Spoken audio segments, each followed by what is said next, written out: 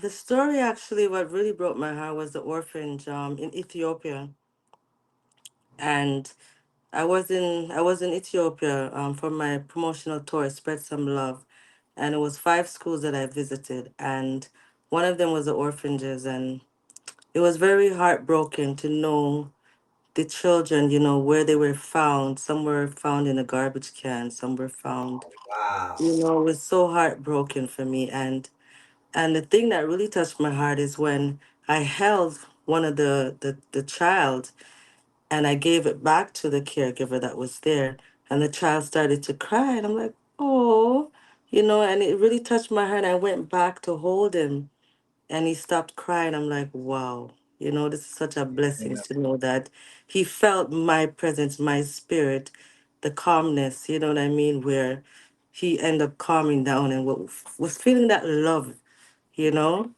and that Yes. really broke my heart. Yeah.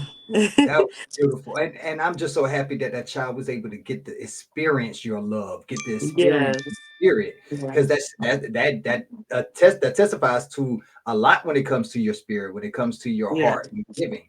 And Yeah.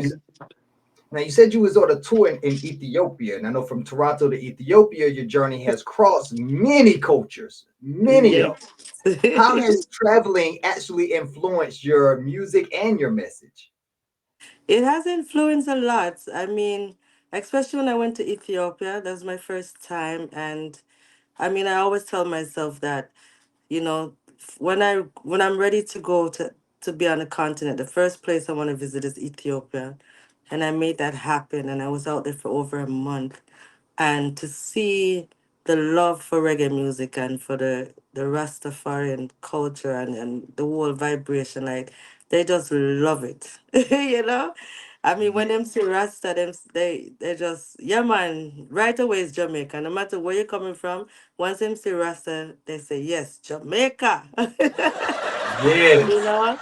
And it was a lovely experience. I mean, I started off in Addis Ababa, and then we drove to Shashamane, and then we drove from Addis to Baharda, which is 14 hours drive. That was our experience. Wow. We're going through hills and valleys, and I'm like, wow, this is really like in the Bible, you know what I mean?